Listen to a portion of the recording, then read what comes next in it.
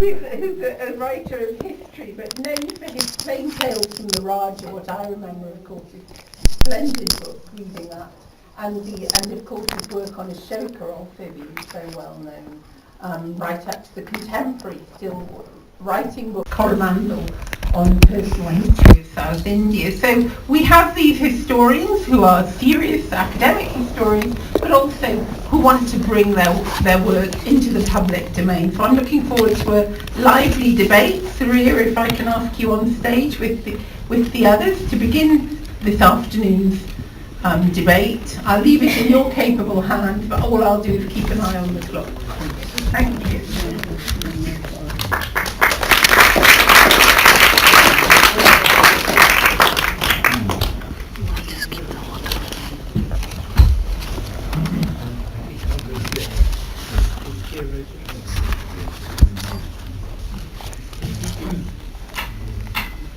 Welcome, ladies and gentlemen. I just want to begin with a little personal anecdote about Khushwant, whom I did have the privilege to know since I was 6 months old.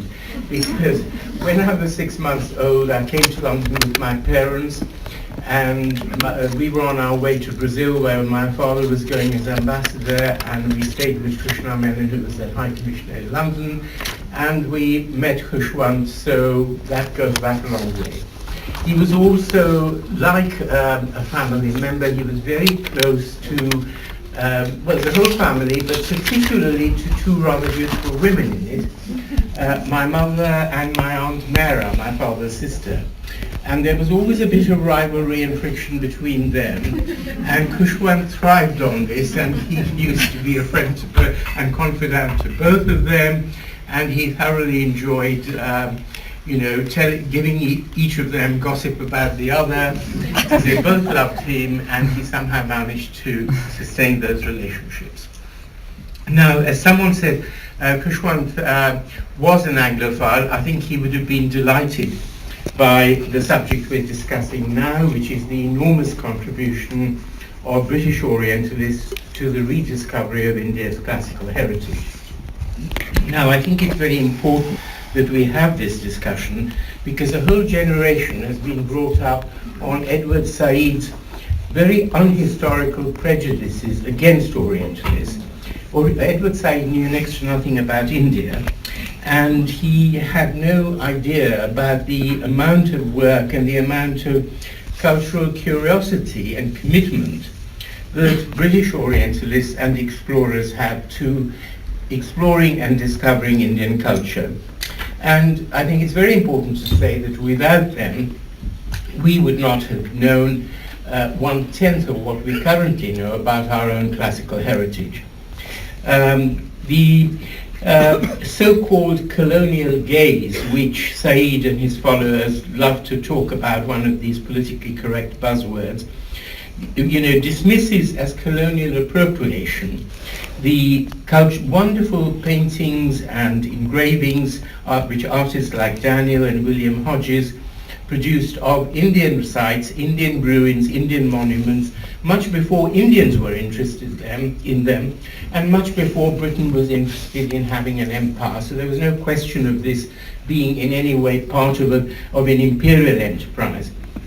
And this tradition continued into the period when the British did acquire political control, firstly in Bengal, where Warren Hastings was the first British Governor-General, immensely curious about Indian culture, spoke fluent Hindustani and Bengali, and studied Sanskrit, was a patron of the Asiatic Society, which was set up in Calcutta, and was put under the control of a wonderful man called Sir William Jones, who came out as a judge in the Calcutta Supreme Court, but was also a brilliant linguist, philologist, polymath of the 18th century. He studied and mastered Sanskrit. In spite of Brahmins being very reluctant to teach it to him, he learnt it from a doctor. He translated its classics himself. He used the language to unlock the glories of India's long-forgotten Hindu and Buddhist past, because Sanskrit had become the preserve of Brahmins. Jones, and I think it's worth quoting him, said he found Sanskrit more perfect than Greek, more copious than Latin, and more exquisitely refined than either. I'm in love, he wrote, with the gopis, charmed with Krishna and an enthusiastic admirer of Rama. Arjun, Bhima, and the warriors of the Mahabharata also appear greater in my eyes than Ajax or Achilles appeared when I first read the Iliad. Now, unlike ancient Greece and Rome, India's classical past had left behind no written histories, so it had to be reconstituted, reconstructed from lost pavilions, buried treasure. And the Asiatic Society took up this task from the 1780s. Most of its work was done by an enormous voluntary army of amateur antiquarians who were British officials in the Mufassil, who did this for no payment. It was their pastime, their leisure time was spent exploring ruins and artifacts, writing learned articles for the Asiatic Society, sending their findings in to be studied, and all this produced, through William Jones, an enormous discovery, which was the unlocking of the long-forgotten Brahmi script, and through it of the history of the Mauryan Empire and the edicts of the Emperor Ashoka. Ashoka pillars had been turning up and people were mystified by them because they had what were called pin men writing on them. No one knew what this script was. And it was William Jones and his assistants who together studied this. It was then taken on by Jones's protege, James Prinsep, who succeeded him as Secretary of the Asiatic Society. And Prinsep brought about finally the deciphering of the Brahmi script and through it of Ashoka and his edicts. Now, I could go on, but I will just skip to the fact that it wasn't only Ashoka who was discovered by this, it was also the Buddha, and the fact that the Buddha had Indian origins, we could say Nepalese, but certainly subcontinental origins, which was completely new. People thought he might be Egyptian, he might be Ethiopian. It was the Orientalists, the British Orientalists, who located the Buddha in India and opened up that huge part of India's heritage, which had been lost firstly by the revival of Brahmanical Hinduism, which had wiped out Buddhism, and later by the Muslim invasions, which had wiped out both Hindu and Muslim and Buddhist monuments all over. Now, I think at this point I will invite this very distinguished panel. You couldn't have three better equipped historians of the Raj and its cultural impact. And I will start with Rosie, who, as you heard, has worked on Bajit Ali Shah and also the painters and artists who explored India and loved to paint it. Rosie.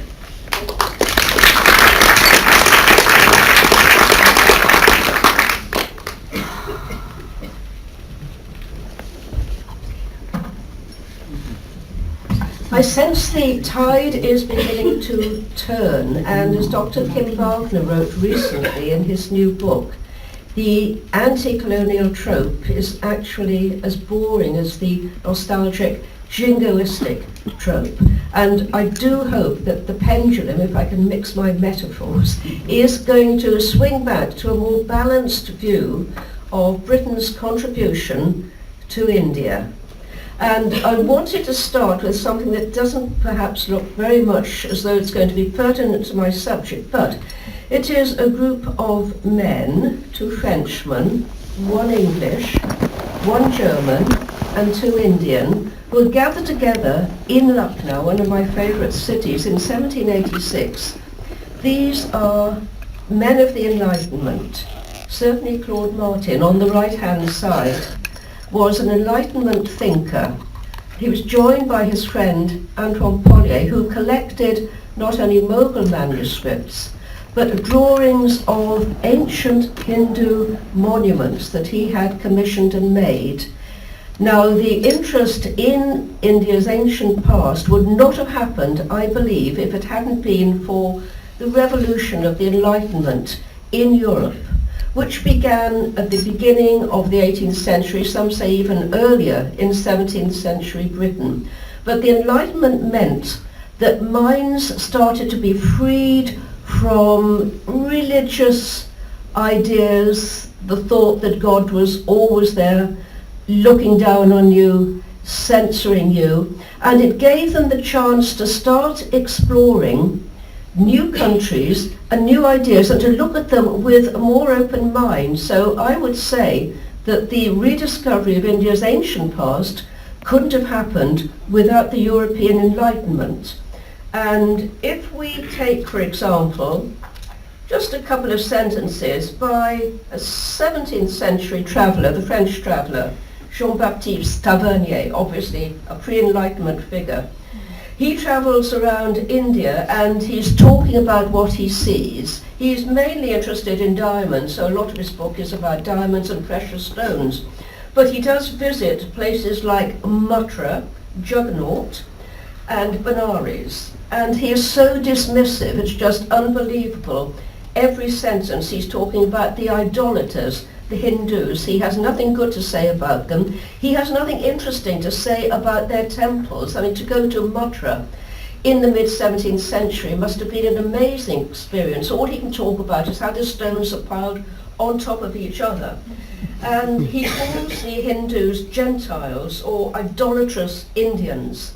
So he visits the Hindu temples, which are called pagodas then, and he wrote of Mathura, in this dark and lamentable mist of ignorance, these idolaters make their gods to be born like men and assign them wives, imagining that theirs are the pleasures of men. And there's a lot more like that.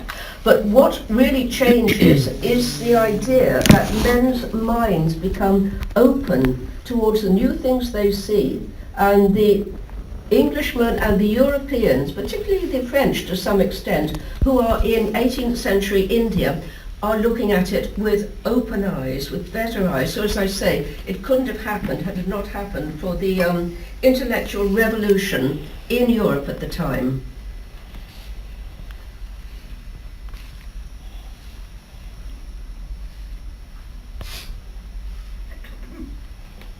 Oh, there we are, good. Although I'm showing mainly paintings, we shouldn't forget photography, particularly of archaeological remains. I shouldn't really be speaking about this because John Falconer, who retired from the British Library last year, was actually the main person looking at the photography of archaeology, bringing to life these ancient remains. And if we start to look at the birth of photography in India, which was about 10 years later than in the West. This is an image by Baron Alex de Lagrange, a French photographer, and he was one of the first photographers, if not the first, in India. And he photographed the Ajanta caves in 1849, and for the first time people were able to see how marvellous these buildings were, and he had no criticism at all about it. He says, some of them are decorated with carvings that attested the degree of perfection attained by Hindu art in these early epochs. So you can see the change now over the century, that he's praising what he sees. He wants to photograph it. And these photographs are valuable because obviously a lot has taken place. There's been, unfortunately, a lot of destruction, not so much in Ajanta, but it is very, very useful for archaeologists, even today, the Archaeological Survey of India, to look back and see what these sites were like in the mid-1900s, the 19th century, and even earlier. So that's my only photograph. But we're still with the Ajanta caves because this is interesting. It's a picture of an artist painted by another artist, and the man at the easel is Major Robert Gill. He was an East India Company officer, and we shouldn't decry the East India Company's unfeeling colonialists, politicians, traders, only there for the money. They did have a sensibility about them, and Major Robert Gill was actually allowed to leave the company specifically to paint the frescoes in the Ajanta caves. He was copying them in colour, and photography hadn't quite managed to get inside the caves at that point. It was very, very difficult to photograph the frescoes in situ. So Gill's work was extremely valuable. He was a member of the Royal Asiatic Society in London, and he actually started work in 1845, and he worked for 30 years painting the frescoes, copying the frescoes. What is really sad that most of his work was actually lost in a fire once it came back to England. It was destroyed in a fire at the Crystal Palace. But what's interesting is that he's shown here at his easel by another artist, William Simpson, who was also intrigued, fascinated by ancient Indian architecture. And his watercolours, Simpson's watercolours, include the Ellora Caves and the great stupa at Sanchi and the stupa at Sanat. And this actually gives us valuable information of what these sites look like. So there is a fascination among artists who want to show what things were actually like before photography. Interestingly, Gill actually took up photography later on, so he actually bridges the divide between the first painters and the later photographers. William Hodges is a well-known name. He was the first landscape painter in India, and he'd been taught by Britain's first landscape painter, Richard Wilson. So he goes out, and he's fairly well known not only for his views of pagodas, again as he calls them, but of other sites too, a lot of mosques. And he describes these pagodas. They're actually Devgarh in Bihar, and he painted them in 1782. He says, there are 5 curious pagodas here, perhaps the very oldest construction to be found in India, and they're simply pyramids. So we know quite a lot about Hodges. He was an exponent of what is called the picturesque landscape, and he has perhaps been criticised for portraying, and you could say this about other English artists in India, portraying India as a land of ruins, a desolate, ancient place. Antiquity is the word they stress. And so the company are coming in, and they're new and modern. And I think this is a valid criticism. Hodges does show an awful lot of ruins, and of course it wasn't all like that, particularly temples which are still being used for worship. Thomas Daniels, together with his nephew William, probably some of the best known painters.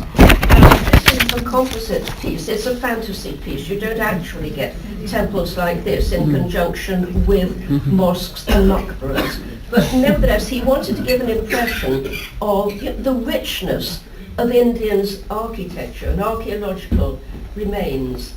And in fact, what he did, Daniels did have a serious archaeological interest. They published 6 volumes of Oriental scenery when they returned to Britain. And these plates were meant to appeal to scholarly as well as aesthetic impulses of connoisseurs. They produced, as I said, 6 volumes, and they concentrated mainly on early Hindu architecture. So you're telling people at home in Britain who can never travel to India something of the richness of that country's history. I think Daniels were probably the most influential in bringing to the West India's ancient heritage. And the last one is one of my favourite artists, Johann Zoffany, and I put this in. It's the south gate of the Lal Bagh in Dhaka, now in Bangladesh, and it was only recently identified as a painting by Johann Zoffany. Previously it was thought to be by a minor artist. But we have to remember that to people like Zoffany, what they saw was all exotic. They could obviously distinguish between Islamic and Hindu buildings, but for them something like this was equally as exciting as Ajanta or as the stupa at Sanchi. So that's all I want to say at the moment. I just wanted to give you an idea of the richness of the images that came to Europe. and a discovery, if you like, of the richness of India's antiquity and past. Thank you, Rose. One thing that I just want to say is that one often hears from Indian nationalists or anti-colonialists that, oh, if the British hadn't done this, we would have done it for ourselves. And I think there's a big fallacy there, which is that, as you rightly pointed out, there was an Enlightenment European sensibility which was curious about these sites and these artifacts and explored them. It was not part of Indian culture, and in many ways it still isn't, to have any reverence for antiquity, for ruins. The Indian notion is if something is broken or imperfect, you throw it away and you make something new. The very idea of conservation or preservation is well, you know, you can disagree, but it's a fact, it's history. And I will now hand over to John, who can talk about the enormous amount that was done for conservation and preservation.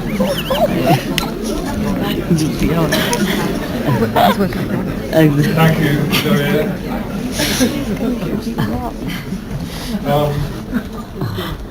I don't know whether anyone ever listens to Radio 4's Round Britain quiz, but they have these very sort of convoluted questions that they throw at the contestants. And so I've devised one here. What links the opera Carmen, the novel Rob Roy, the Chinese myth of the Monkey King, and Auld Lang Syne? Well, the answer is a man called Alexander Cunningham and the Archaeological Survey of India, and that's really the subject of my little piece here today. Most great nations rejoice in their documentational past. In the case of China, it stretches back about 4,000 years.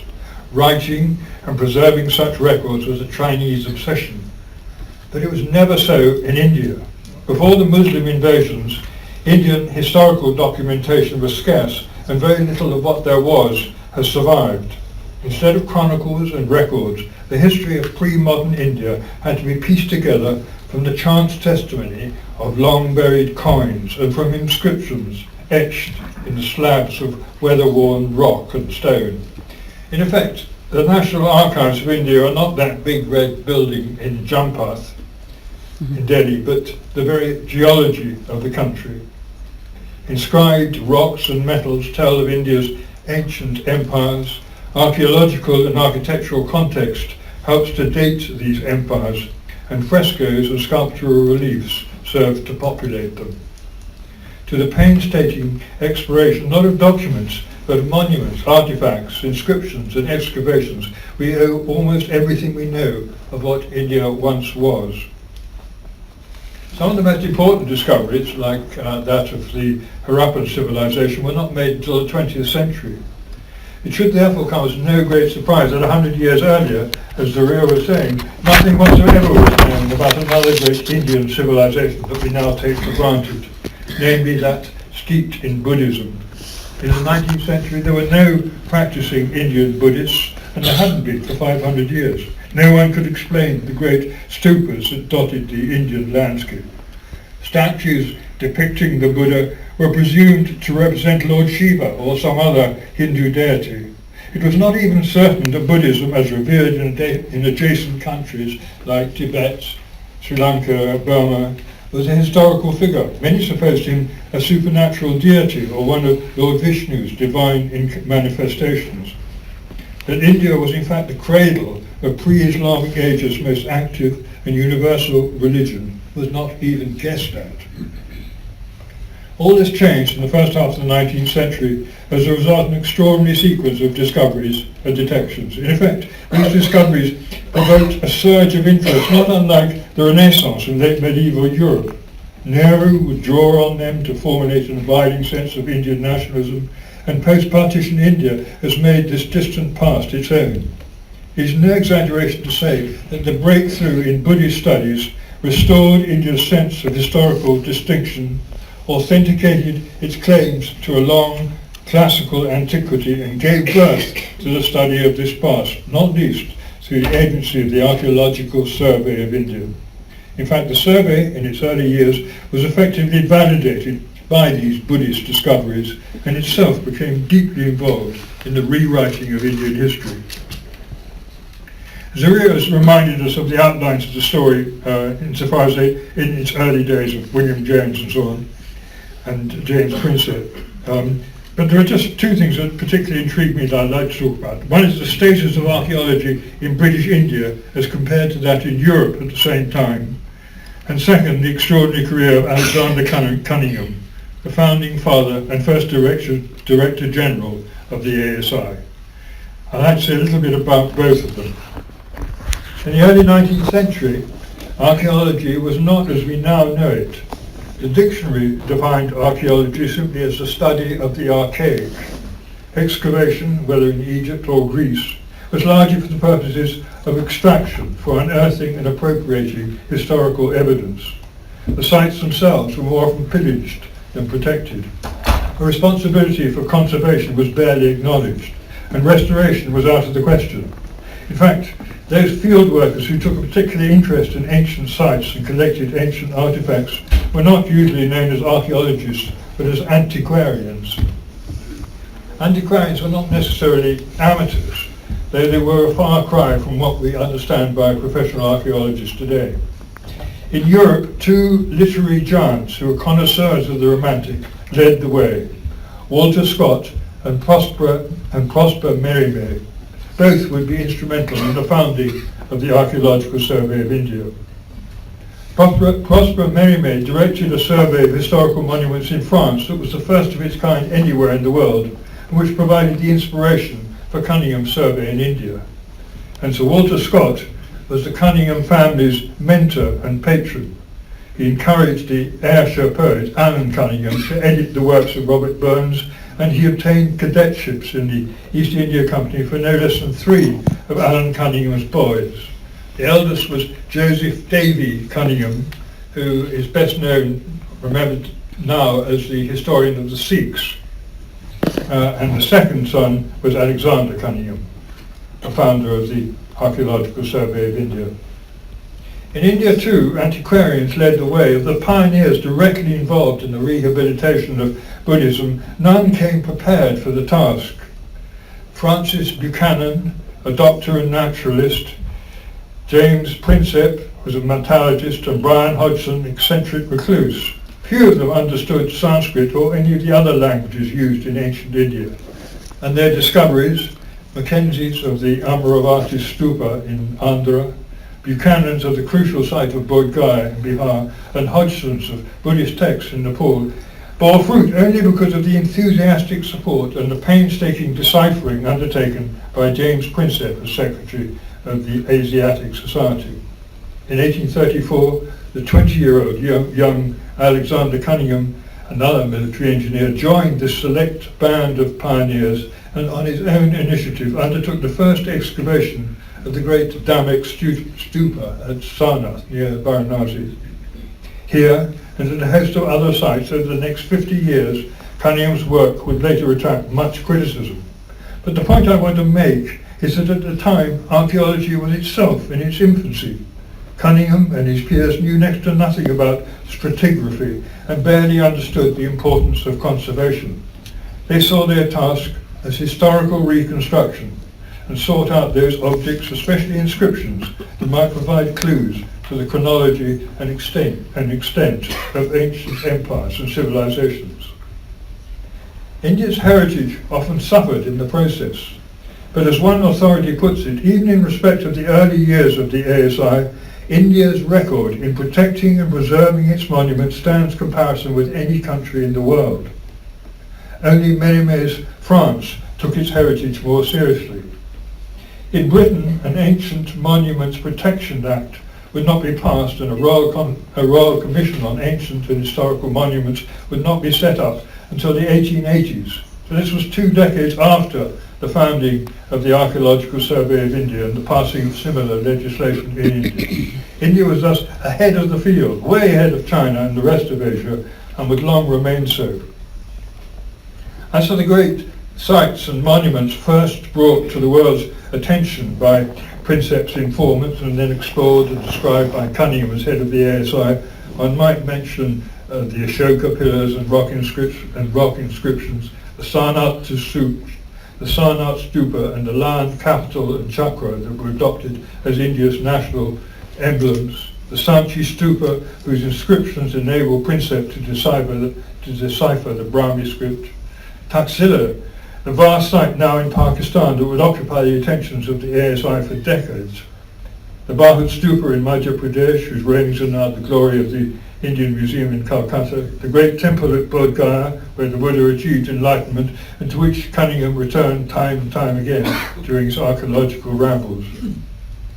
From an initial obsession with Buddhist India, Cunningham's interest broadened to embrace both the Hindu and the Islamic heritage. The Purana Kila in Delhi and the Badshahi Mosque in Lahore were surveyed for possible conservation. Likewise, the great Man Singh Palace in Gwalior, which Cunningham rated the noblest example in all India of pre-Islamic domestic architecture. And of course the temples of Khajuraho, from whose inscriptions Rajendra Lal Mitra, one of Cunningham's brilliant assistants, reconstructed the chronology of the Chandela Rajputs. I could go on, but the point I want to stress is that these and other sites that first recorded by Cunningham during the years of his survey constitute the glory of India today. Many have become UNESCO World Heritage Sites, and they remain the country's must-see attractions. And finally, Cunningham himself. Overweight and walrus-moustached, he looked like the retired British general that he was. But he retired early, aged 47, after a career that took him to Ladakh in the late 1840s and found him in Burma in the 1850s. Both were lands where Buddhism still prevailed. The intimate experience of devotional Buddhism informed his pleas to government for an archaeological survey of India's Buddhist sites. And in the just translated itineraries of 3 Chinese monks who had visited India in the 5th to 7th centuries AD, he possessed a key to the human geography of Buddhist India. One work in particular, the journal of the 7th century monk Khushwant Singh, became what he called his Bible. His survey would be conducted in the footsteps of Khushwant Singh, whose distances, bearings and site identifications he accepted as gospel. As Cunningham doggedly followed the footsteps of his 7th century precursor, it was a case of the Orientalist taking up Orienteering.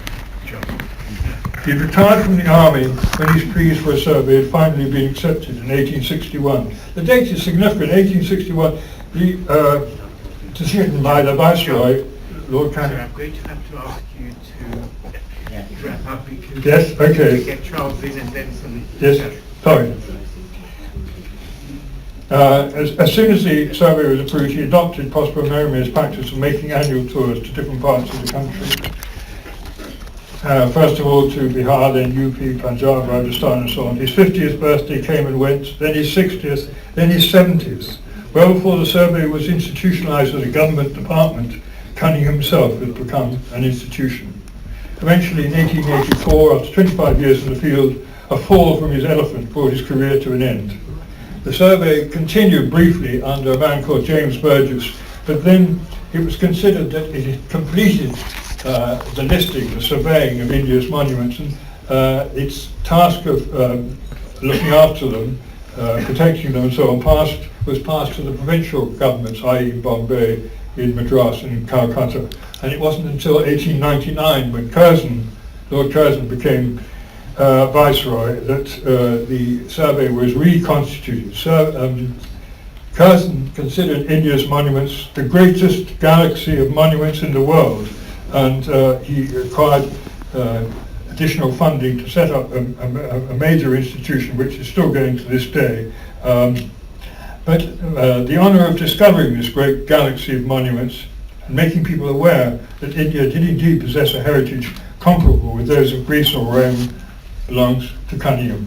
Oh, and the answer to the quiz question, of course, is that Cunningham's father edited the works of Robert Burns, who wrote Lord Lang Syne. His patron was Walter Scott, the author of Rob Roy. His inspiration was Prosper Mérimée, the author of the Carmen story.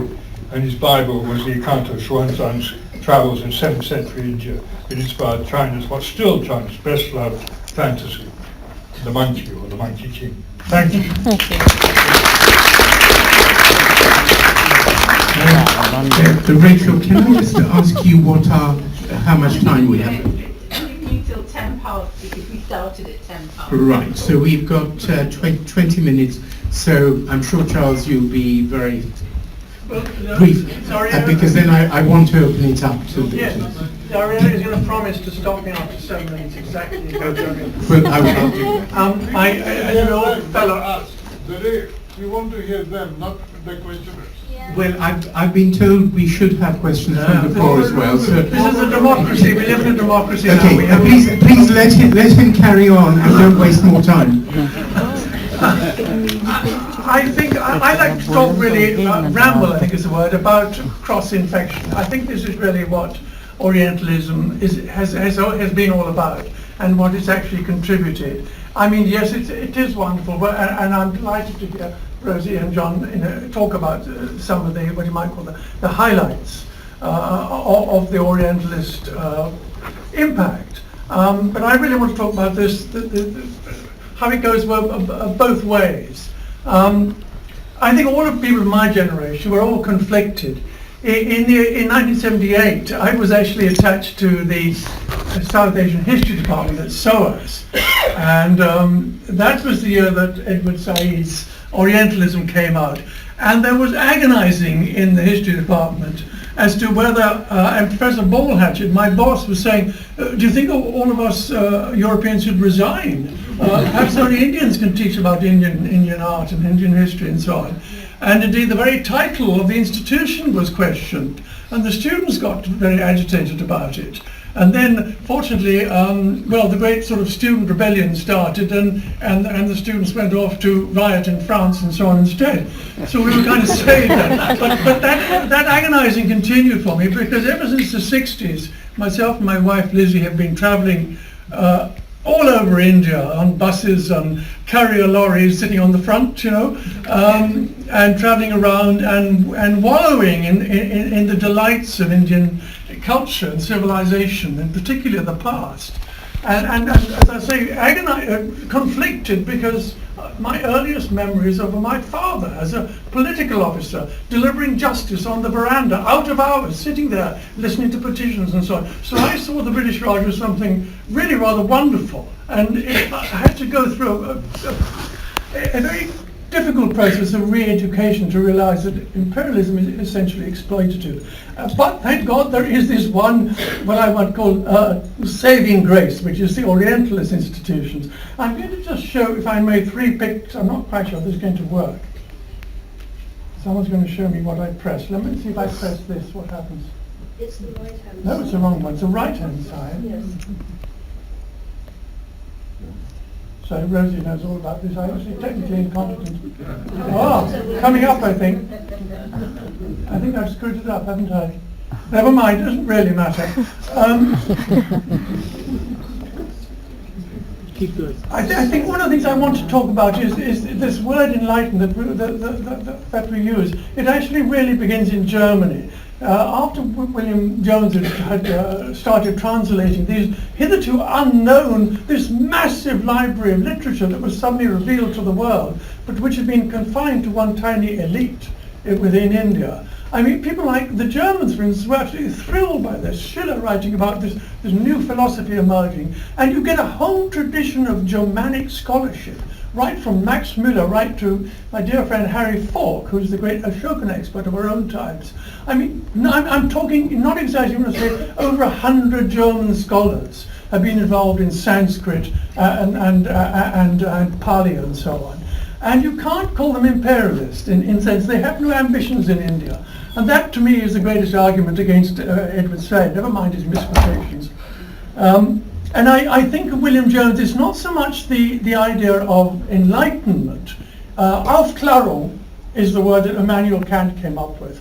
And it essentially does mean enlightenment. He used that word, but I think for many of us, we associate enlightenment with the Buddha. Really, we should actually use the word Buddha, the awakening, because there are these periods in history, Greece in the 5th century, or Athens in the 5th century, Magadha in the 5th century, when the iconoclasts rise up and say, look, come on, what's this nonsense that we're being told here about gods being supreme or kings being supreme? And you have these, usually they occur in cities, and you get this fantastic kind of coming together of minds who are revolutionaries. They're heterodox.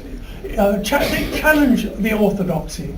And we think of the Buddha, we think of Mahavira who founded Jainism, we think of Gosala, we forget these other little religions that were flourishing at that time, all challenging the idea of Godhead and kingship and the establishment. And so this idea of enlightenment is by no means a European phenomenon, because you could say Confucius in the 5th century and so on.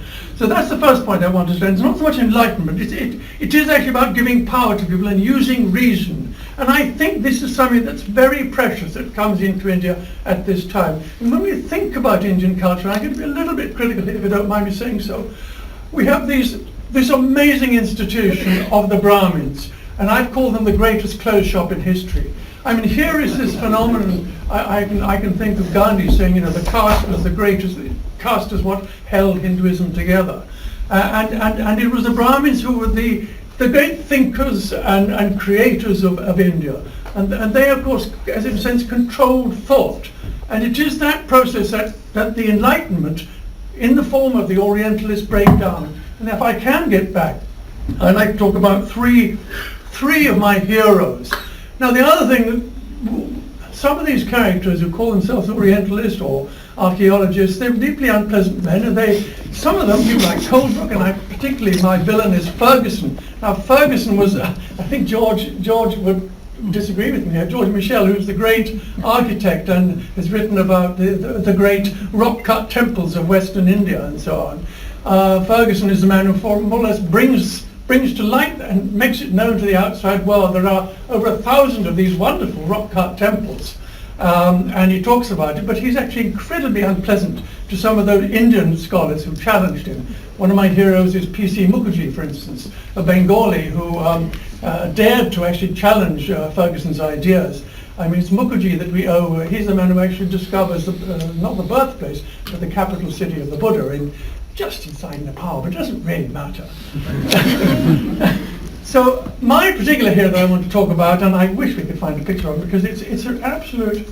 Can somebody get these images back? 2 minutes. Good God.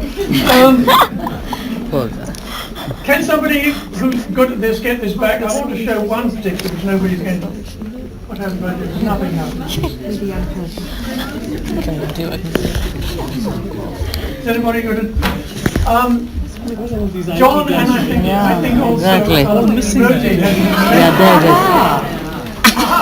Okay, well, if I go back, I should be able to. Can I go back 3 minutes? How can I go back 3 minutes? No, go forward. No, go back again. All right, let's stop there. No, go on one more. One more. He's not there, okay. Colin Mackenzie. The point I wanted to make is that Colin Mackenzie, who is essentially, he's an engineer. I couldn't find it, if you could find it. Colin Mackenzie is surrounded by his what they call in those days the munchies, but they weren't munchies, they were pundits. None of these achievements would have been possible without those brilliant people who surrounded them, and they were their assistants. And some will I'll give them credit, and others will not. And this particular man I like, Colin Mackenzie, elderly engineer, he's a map maker, and he becomes Governor General of India. I mean, not Governor General, Surveyor General of India. But early on, he's surveying Mysore, newly captured territories, taken from Tipu and so on. And he starts to survey, and he can't speak the local languages. He's lucky enough to find a family of brothers, 3 brothers. They're Telugu speakers, they now would be Telangana. And they come from a subsect of the Brahmins, because nearly always they turn to Brahmins. So that's the positive side of this. And it's those Brahmins who have hitherto been such stigmates in not allowing other people to read Sanskrit or study Sanskrit. It's these Brahmins who actually take the message of the Enlightenment out. And they tend to be the first rebels against the system.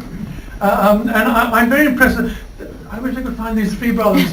Well, there's something a bit dodgy here, but essentially he was a bachelor, Colin Mackenzie, an elderly bachelor. He surrounded himself with young men, and one particular family, the Boria families, from this little group of Brahmins, the name will escape me in a minute, Niyogis. Now the Niyogi Brahmins are not actually, you could say they're Paka Brahmins, but they're not religious Brahmins. They actually specialize in things like education, administration, accountancy, and so on.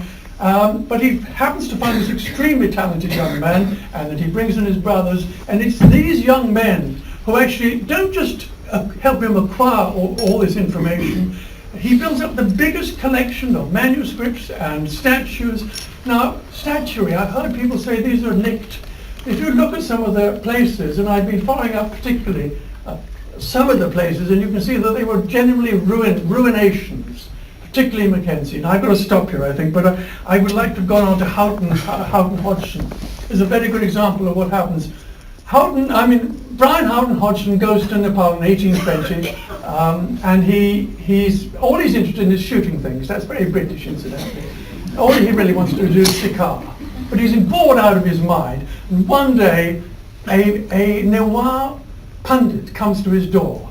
That Pandit has given a manuscript already to his predecessor, Captain Knox, the first European envoy in Nepal. Knox brings this back. He gives it to the library of the Hindu college, and nobody reads it. It's the Lalita Vistara. He's a Newar Buddhist, and he's an oppressed person because the people who are ruling Nepal at that time have oppressed the Newars, who are Buddhist, and they are essentially Rajputs from the hills. We know them as the Gorkhas, and it is through this man, this lovely, brilliant man, whose name now escapes me, Arajya Vajracharya. I'm so my brain is now going, I won't be doing many astrologies. Amrita Nanda, we have a picture of him earlier. I've got to stop now.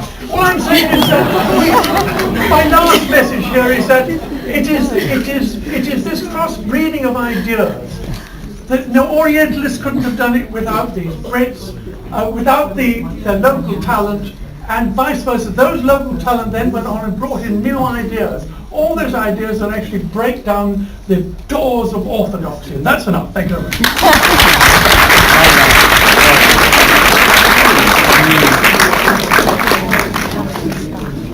It was about 12. The only reason I'm cutting the panelists short is I know that there are lots of hands that are going to go up. So I start with Rachel.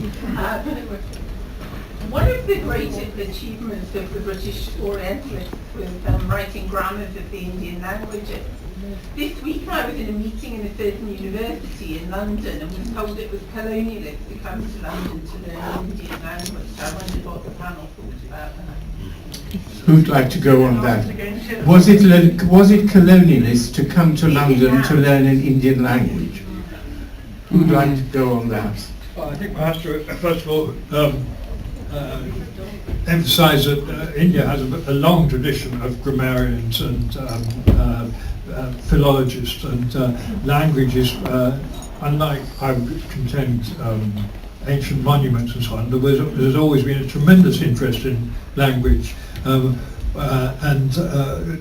if they could study it here as well as, or more easily than in India for some reason or other, I don't see any objections to that.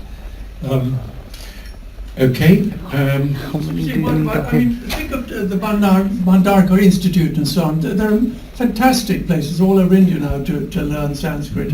And indeed, I remember, I mentioned earlier, Harry Falk lamenting the fact that he was the last in the long line of tradition because the last school of Sanskrit in Germany had closed after a very honourable tradition of more than 150 years. And in a sense, that's good because in a sense, India is honouring its own, language, not simply as some sacred thing where you recite shastras and so on, but actually the study of the past. Right. More hands. There was some going up there. No? Oh yes, gentleman in the third row there. Is there a microphone we can pass around?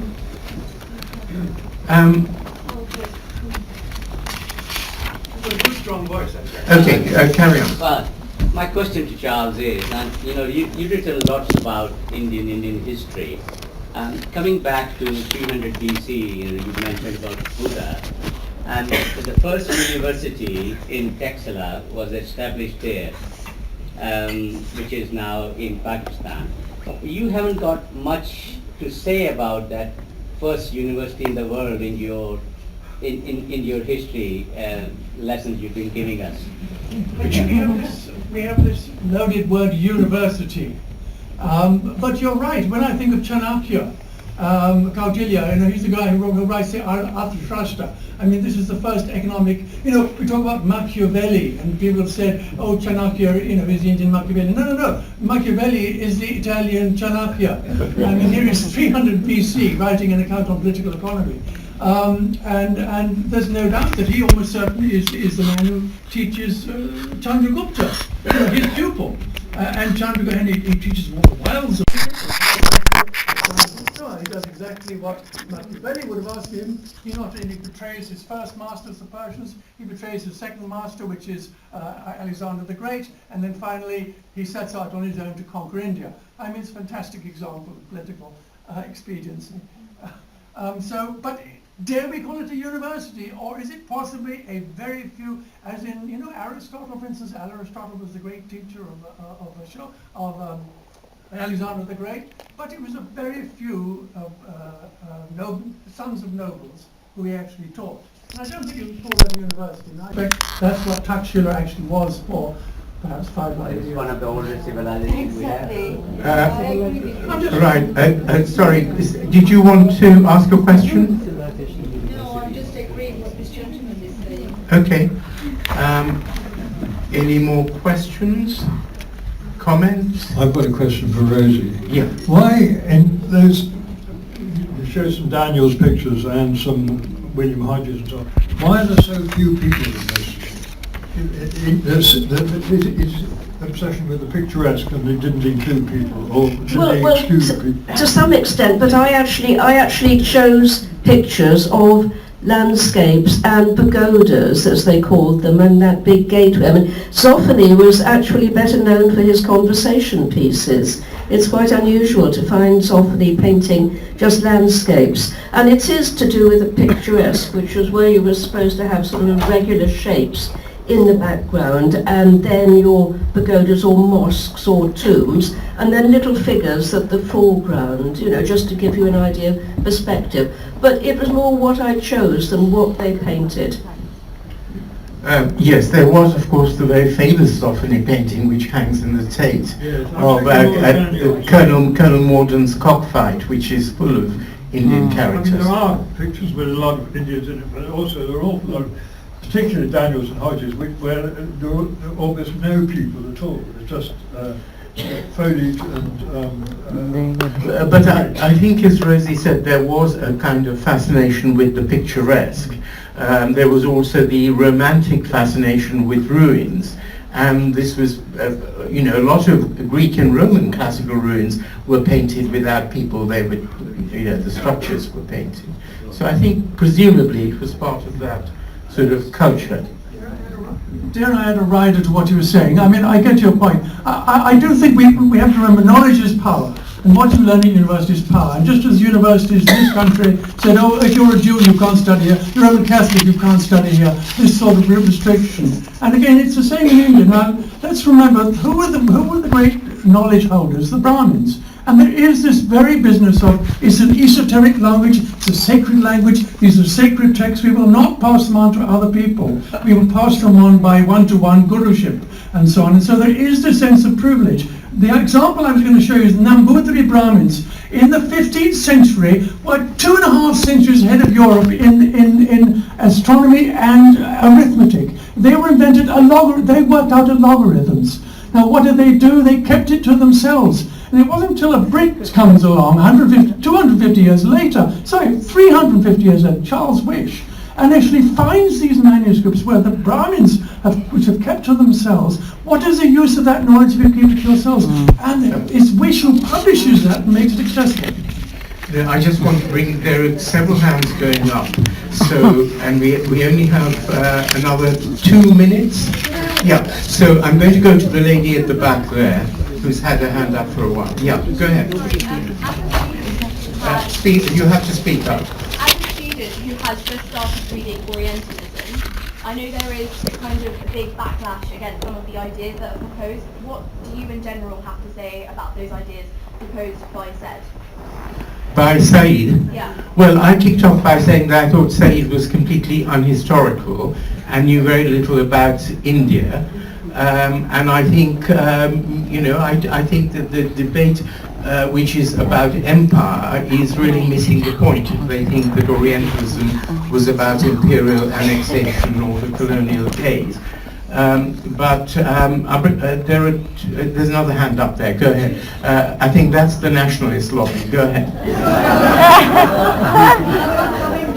I'm coming from the nationalist lobby. I've been a student of history in India. I've done my graduation and my master's from St. Stephen's College, which is a very renowned college. And so I've studied history like properly, ancient, medieval, and modern. I totally get what you're saying about the Orientalists. They did record all this work, and the Archaeological Survey of India was created by the British. My only question is, when they were recording all this work, the resources were being provided by the country in which they were living. And secondly, was there any restoration work done, or was it just a mere hobby of some bored Englishmen who went around and looked at ruins? Under Cunningham, in the second half of the 19th century, conservation was not included in his brief. He was just conducting a survey. In other words, he was just identifying, recording, and establishing the localities of all these different monuments and archaeological sites. It was only under Curzon, so in the early 20th century, that the Archaeological Survey of India was expected to undertake protection and conservation of monuments. But John, if I can just interject there, Rosie spoke about Ajanta. The task of conserving Ajanta, often not very successfully, began way back in the 1830s. A lot of the money did not come from Indian taxation. It came from all sorts of voluntary contributions, including Indian princes, philanthropists, British philanthropists. It wasn't, extraction of Indian resources that was doing this. And I think with Ajanta, we heard about the painting of the Ajanta frescoes, to copy them. Many of them have only survived through those copies. Some of the conservation to Ajanta was actually harmful because it used varnish, but conservation techniques have developed enormously through the 20th century. The British then got in Italian fresco restorers to kind of undo some of the damage. So I think conservation was very much part of it. The Taj Mahal and the Moti Masjid built by Aurangzeb were in a terrible state by the late 18th century, although the Mughal Empire was still in charge of them. It was the British who came along and conserved them, restored them, took out trees that were growing through the Pearl Mosque.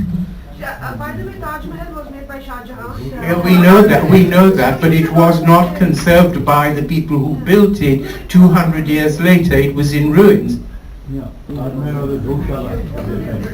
It was a gaushala, as the gentleman here said.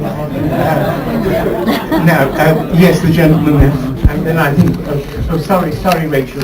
No, I think we're well out of time, and I won't defy Rachel. I'm so sorry, because this is a panel I would love to hear much more from, and this whole current debate I think that's growing about Orientalism and the contributions and the damages.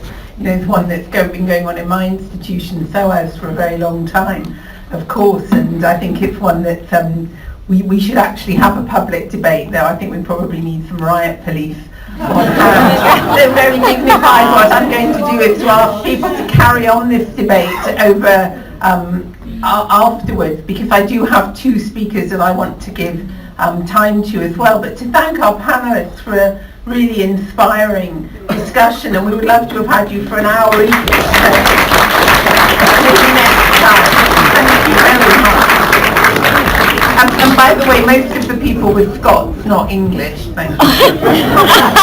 That's a good one.